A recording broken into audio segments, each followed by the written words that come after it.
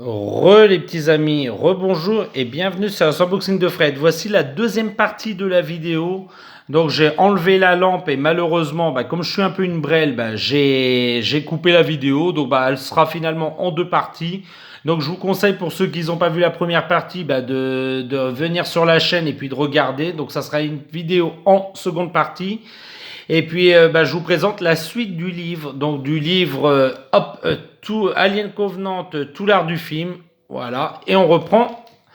Donc, si vous vous dites, tiens, bizarrement, j'ai pas vu la première partie, n'hésitez pas à la regarder avant de regarder cette vidéo. Et puis, on va passer à la suite. Donc, je vous ai déjà présenté le porte-clés dans la première vidéo, mais je vous le remonte. Voilà, pour ceux que ça intéresse. Voilà, un petit bonus sympa qui va rejoindre ma collection. D'ailleurs, la collection, je vais la faire en vidéo dans pas longtemps, donc je vous montrerai tout. Je suis en train d'installer en ce moment. J'ai eu une figurine d'abîmé, une figurine Predator d'abîmé, donc je suis en train de la réparer en ce moment. Et j'installe tout ça, et puis je vous fais la vidéo prochainement, donc vous verrez toute ma collection Alien. Voilà, donc ça, je vais le mettre là, et on continue. Donc nous étions en train de parler de David, voilà, très beau visuel complet. Hop, je vous filme autrement, comme ça vous voyez le film complet.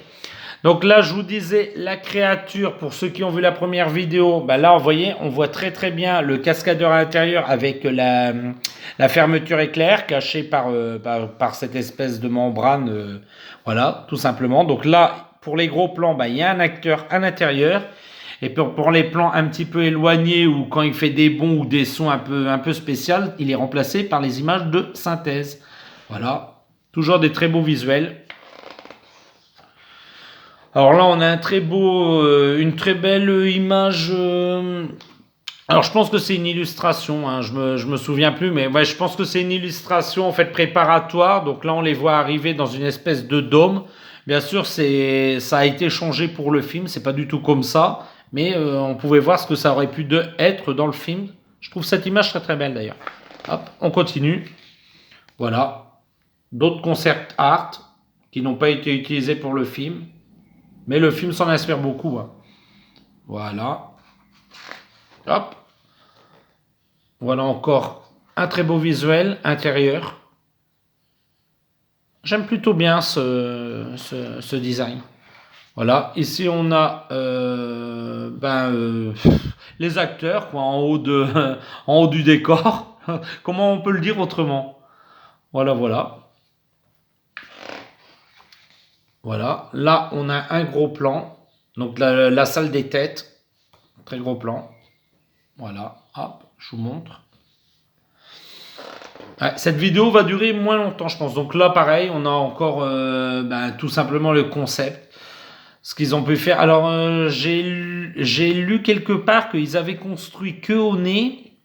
Pour certains plans, en fait, quand on les voit très grands, ils ont construit que le nez. Et puis, bizarrement, tout le haut, tout ce qui se passe au-dessus du nez, c'est des images de synthèse. Alors, ça ne se voit pas dans le film, hein, c'est totalement invisible. Mais pour faire des économies, il n'y a pas de petite économie. Et donc, pour faire ce genre de plan où les acteurs passent devant ces têtes géantes, ils ont construit que la moitié du visage. Ouais, c'est impressionnant. Voilà. Donc on continue. Voilà une partie du décor. Vous voyez que c'est ce que je vous disais là. Là on voit très bien. Donc ils ont construit qu'une partie du visage et puis tout le dessus, c'est remplacé par des images de synthèse. Voilà, très beau. Là on a une maquette, une petite maquette et puis quelques plans. Pareil, ils ont construit tout en bas, ce qui interagit avec les acteurs, et puis tout le haut, c'est remplacé par de l'image de synthèse. Voilà. Que dire d'autre? Ah, très beau, très beau. Voilà. Hop, là, on continue. Donc là, on a le Covenant dans le fond avec un paysage nuageux, la planète en dessous très nuageux. Moi, j'aime plutôt bien. Ici, juste une traînée lumineuse. Vraiment très beau. Voilà. On continue. Voilà. Là, on a une image, une illustration préparatoire. Donc là, l'actrice qui est en train de laver son sang dans la fontaine. Et puis derrière, la créature qui arrive. Qui sera remplacée d'ailleurs, ça ne sera pas cette créature-là, si je me souviens bien. Non, dans le film, c'est cette créature, mais un peu différente. Voilà. Hop là, je vous montre vite fait. Voilà. Là, on a le décor. Là, c'est un vrai décor. C'est ce qui a servi dans le film. Voilà, donc observez bien, vous retrouverez ce décor. Très très beau, les grottes comme ça, les lampes, l'espèce de harpe musicale de David. Voilà, le lierre comme ça, les plantes qui retombent par le trou. Moi, je trouve ça très très beau. Là, la confrontation des deux androïdes. Voilà. C'est la confrontation des androïdes ou avec Oram? Enfin, je pense, je sais plus. Je sais plus, j'ai lu le livre il y a un petit moment. Là, on a les dessins de David qui décore son endroit. D'ailleurs, j'ai vu qu'ils ont fait le livre, qu'ils ont sorti les dessins de David. C'est toujours pas traduit en français, mais dès que c'est traduit en français, bien sûr, je vais l'acheter pour continuer ma collection. Et j'attends impatiemment de les découvrir à travers ce livre. Mais pour l'instant, il est en anglais. Et moi, j'ai pas forcément envie de le prendre en anglais. Donc, j'attends une traduction et je pense que ça se fera prochainement. Et puis, ben voilà, je pourrais vous les présenter tout simplement. Voilà, donc on continue. Là, on a justement les dessins de David. Donc une partie est dans ce livre, mais je m'attends de me procurer vraiment le livre qui les référence toutes. Voilà, très très beau. Là, pareil, on a encore des dessins de David en noir et blanc, mais très très beau. Alors ça a été fait par deux artistes, me semble-t-il. Ça a été fait par deux artistes. Deux artistes, je peux pas vous dire les noms, mais si vous tout est en référence, vous pouvez retrouver facilement qui a fait quoi sur le film. C'est très très bien détaillé et Internet est notre ami. On continue. Là, voilà, on a un œuf alien en découpe. Donc, je trouve très intéressante cette image. Et dans le film, ça rend super bien. C'est très très furtif dans le film. Hein. C'est vraiment un plan rapide, mais ça rend super bien. Et là, on voit la créature à l'intérieur, donc le facehugger, en plusieurs parties, quoi. Très très beau. J'aime bien. Là, pareil, on a un très gros plan de l'œuf. J'adore. C'est magnifique. Bon, c'est magnifique, ça reste dégueulasse, hein, mais c'est magnifique visuellement. Voilà. Là, on a David avec Oram qui découvre un corps en piteux état, je vais dire. Voilà. Là, qu'est-ce qu'on a là? Voilà. Oh, on a toutes sortes. C'est un peu la petite boutique des horreurs. Sont chez lui. Voilà, il y a un peu de tout. Il a fait des expériences. Je vous explique pas le film. Là, pareil, on voit une table en pierre et puis ces différentes expériences. Voilà, ses dessins, l'œuf tranché en morceaux. Voilà. Ici, on a. Qu'est-ce qu'on a ici? Enfin, on a un peu de tout là. Puis là, là on a une belle collection de créatures bizarres, dégueulasses. Enfin, moi, ça me fait rigoler. Hein. Voilà. Voilà pour la suite. Donc, on a toujours des plans sur son laboratoire. Là, moi, je trouve on a un très beau visuel. David caressant les œufs quand il arrive. Voilà ce qu'il a fait en bas, quoi. Dans sa cave, je vais dire dans sa cave. Voilà. Voilà, ces petites expériences où ça l'a amené. Voilà, je vous montre. Hop là. Eh ben oui, je suis encore désolé, mais ça sera une vidéo en deux parties. Donc si vous voulez connaître un peu ce que j'ai présenté au début, n'hésitez pas à retourner sur la première vidéo. Voilà. Là, pareil. Ce plan me rappelle ce visuel comme ça avec le facehugger montant sur le fusil, ça me rappelle un peu le premier Alien versus Predator. Je trouve ça super beau. C'est une petite référence. Alors je pense qu'il y en a qui ne l'ont pas capté, mais moi ça me rappelle fortement Alien versus Predator. Voilà, là on a différents dessins. Voilà. Que dire de plus? Ah, un très beau visuel sur le nouveau facehugger, qui est toujours aussi dégueulasse, on va dire. Oui, dégueulasse. Voilà, on a un très beau visuel. Donc là, on a qui se referme sur une tête, sur une victime. Et puis là, on l'a un peu plus ouvert, je vais dire ça comme ça. Voilà. Là, sur une victime. Voilà. Là, les pattes entourant le visage comme ça, oh, ça me fait froid dans le dos. Berk, berk, berk. Donc on continue. Voilà, là on voit une créature qui est manipulée avec des fils de fer, voilà. Elle a servi pour les plans rapprochés, je pense. Là pareil, on le voit encore. Donc sur la victime, en train de se mettre debout sur sa victime. Voilà. Hop. Donc vous voyez, c'est ce que je vous ai dit dans la première vidéo, me semble-t-il. La créature à la base devait être luminescente, sur tout le dôme et puis un peu aussi au niveau du corps. Et puis finalement, c'est un concept qui a été abandonné et finalement la créature n'est pas du tout luminescente pour être sans doute plus proche du premier film, quoi. Ils ont abandonné l'idée et je pense que c'est pas plus mal. Après, ça aurait été intéressant aussi de la voir luminescente, mais pour la furtivité, on repassera. Donc, je pense que finalement, pas l'avoir fait luminescente dans Alien Covenant, ben, je pense que c'est plutôt mieux comme ça. Et puis, ça convient mieux à cette créature. Voilà. Donc là, on a différents. Donc ça, c'est ce qui représente la couverture. Vous voyez, on le voit ici. Hop, voilà. Donc avec les dreadlocks à l'arrière, voilà, faut aimer ce concept art. C'était peut-être un petit peu trop visionnaire et ça rappelait peut-être trop les Predators parce que les deux sagas sont vraiment liés, quoi. Voilà.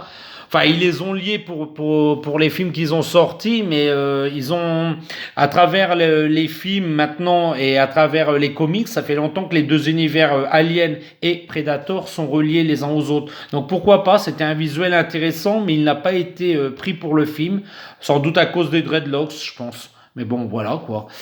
Ici, on a un visuel, je pense, du costume. Ouais, je pense que ça doit être le costume tout simplement. Ici, on a un très beau visuel du nouvel Alien. Donc, je pense que cette photo est une des plus reprises pour nous vendre le film. Je pense que c'est vraiment un visuel qu'on connaît tous de la créature, comme ça, avec la queue qui lui revient entre les jambes et qui fait le tour de son anatomie. Je pense que c'est vraiment un visuel qui est qui est très connu des fans de la saga, voilà. Et aussi pas des fans, mais c'est vraiment un visuel très connu. Ce genre de dessin, on peut le refaire comme on veut, on peut le sortir en bijoux, on peut le sortir en poster, c'est vraiment très très beau. Puis comme ça, avec toutes ces couleurs comme ça, les reflets, la lumière qui le met bien en valeur, c'est vraiment une très très belle image de la créature. Voilà, donc on continue. Donc là, pour une fois, on a un beau plan entier de la tête et de la créature. Donc là, je pense que ça devait être ou bien un costume ou bien une maquette. Non, je pense plus à un costume. Je pense que ça doit être un gros plan de costume, mais très très beau. Voilà. Ici, on a tout simplement le torse, la tête et puis moi j'appelle ça les évents de la nouvelle créature. Donc on peut voir, sûrement ça a dû servir pour les gros plans. Moi je trouve ça très très beau, hein. Vraiment un travail magnifique, l'équipe a très très bien travaillé sur la créature. Ici on a je pense que c'est des illustrations, voilà, de la créature, ce que ça donne. Finalement, la créature, on la voit beaucoup en images de synthèse, mais il fallait faire des visualisations en illustration. Et donc, ça sert à ça, justement. Alors, des visualisations en illustration, ça veut rien dire. Tout simplement des illustrations pour se faire un peu une idée de la créature. Donc il y a beaucoup de choses qui changent par rapport à la créature du premier film. Par exemple, l'alien est beaucoup plus mince. Alors moi, j'aime pas particulièrement son torse qu'ils ont fait. Et puis ici, ces espèces de ce qu'il y a au-dessus de ses épaules. J'aime pas particulièrement ça. Après, c'est une réinterprétation de la créature. Ce qui est bien, c'est plus ses mains, ce qui est bien. C'est pas mal. Mais il a les doigts très très fins, hein. Vraiment, il se rapproche plus de l'insecte, cette créature-là. Et pour la rendre vraiment très fine et très insectoïde, je pense qu'il n'y avait que cette solution, la faire en image de synthèse. Alors, ils auraient pu la faire à un acteur avec un costume complet, comme pour le premier film, mais ça aurait pas rendu pareil. Et faire une marionnette comme ça, c'est très difficile pour lui faire des plans avec cascade, donc des plans où la créature saute, où elle fait beaucoup de choses, ça aurait été très très difficile. Donc je pense que c'était mieux finalement de la représenter en image de synthèse. D'ailleurs, il y en a qui aiment tout ce concept avec image de synthèse. Moi, je n'aime pas particulièrement. Voilà. Donc on continue. Là, on voit l'équipe qui s'active sur une des marionnettes. Voilà. On continue. Là, on a un très beau plan. Moi, j'adore. Là, il nous fait tout son sourire, tout dedans sorti. Très, très beau. Voilà. Ici, on a des concepts faits sur ordinateur.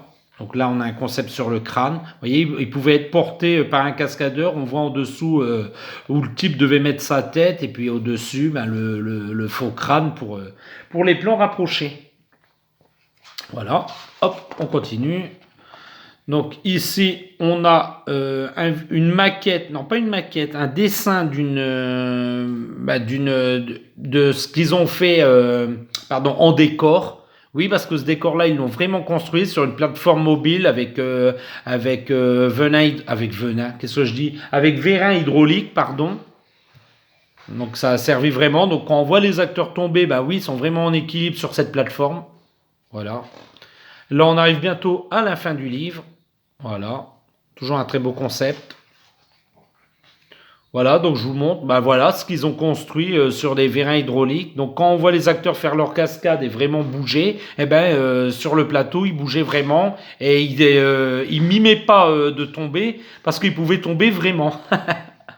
Voilà, donc ici on a l'actrice qui est dans les filins vers la fin du film. Je vous explique pas, hein. Voilà. Et puis là, on va arrêter là-dessus. Donc, retour au Covenant avec, pour finir la créature. Voilà. Hop. Voilà. Encore une fois, la créature. Oui, il y a beaucoup d'images de la créature. Donc, la nouvelle créature, comme je vous ai dit que je suis pas vraiment fan. Mais bon, quand au moins le mérite d'exister. Donc moi j'aime pas qu'ils l'ont trop changé. Dans AVP le premier ça passait plutôt bien et là dans Covenant ça passe un petit peu moins bien pour moi. Voilà. Mais bon, ça a le mérite d'exister et de faire pérenniser la saga. Voilà. Donc là, pareil, ça se retrouve dans le film. Donc là, c'est un dessin, hein, bien sûr, c'est une illustration, mais ça se retrouvera dans le film sous cette forme, la scène de la douche. Voilà. Et puis là encore, un bain de sang. Oui, ils ont usé beaucoup de faux sang dans ce film. Voilà. Là, on voit le dessin. Non, ça, c'est une image du film. Donc ça, on voit le film. Voilà. Et là, du ketchup. Je plains encore une fois la femme de ménage. Donc voici la créature entière. Donc là, vous voyez qu'elle est beaucoup plus grosse. On le voit au niveau des bras et puis au niveau des cuisses. Donc là, c'est un cascadeur dans un costume. Pour les plans éloignés et tout, ça passe. Hein, ça passe largement. Et on ne voit pas la différence une fois dans le film. Bon, après, c'est vrai que ça se voit un petit peu plus sur les photos de production. Ce qui est tout à fait normal. Voilà. Hop. Voilà, pareil pour ce plan. Donc c'est vraiment un cascadeur qui tient la barrière. C'est pas plus mal, hein. C'est bien aussi de mettre des vraies images et tout dans le film. Et pour ces plans rapprochés, on ne verra pas la différence. En sachant que pour les AVP et AVPR, donc Alien vs Predator et Alien vs Predator Requiem, c'était des acteurs dans des costumes. On l'oublie souvent, mais c'était des acteurs dans des costumes. Voilà. Donc on continue. Voilà. Bon là, il n'y a pas grand-chose à dire.